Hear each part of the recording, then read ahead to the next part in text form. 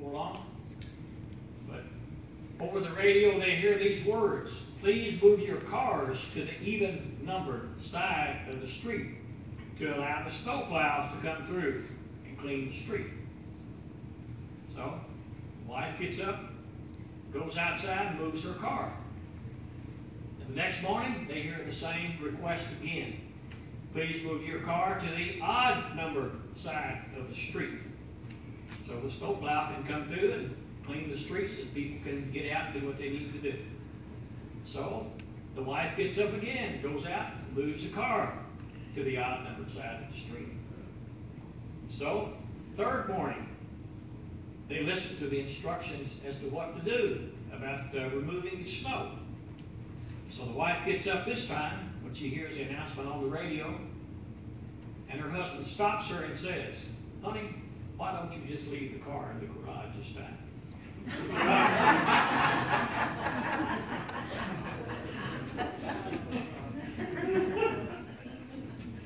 But wasn't she an obedient wife? Bless her heart. Well, I hope you all didn't come prepared to hear a lot of fancy words and teaching like that, because I don't know those. I'm just a plain country person, and that's the only way I know how to communicate. And I think about Jesus in the Sermon on the Mount. If you ever heard any information about that particular passage of Scripture, Matthew 5, 6, and 7, over 90% of what Jesus said in the Sermon on the Mount were two-syllable or less words. That's me. You ready to hear some simple teaching from God's Word? Because that's the only way that I know how to do it.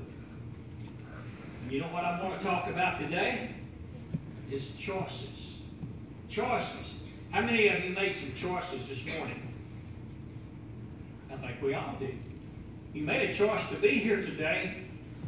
That's the greatest thing. But then you were here to participate in the Lord's Supper. That's even a greater thing. When I come to the Lord's house, and I'll get through saying these opening remarks here in a minute. When I come to the Lord's house, that's what I look forward to. All the other things are great.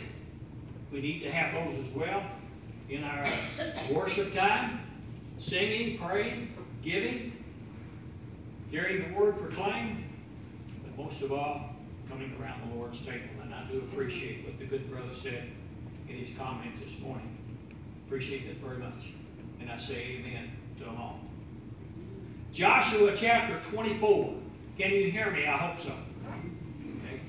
Joshua chapter 24. One verse. You've heard it many times before. I say one verse. I'll read two verses together here. 14 and 15. Joshua 24, verses 14 and 15. Joshua is speaking to the nation of Israel.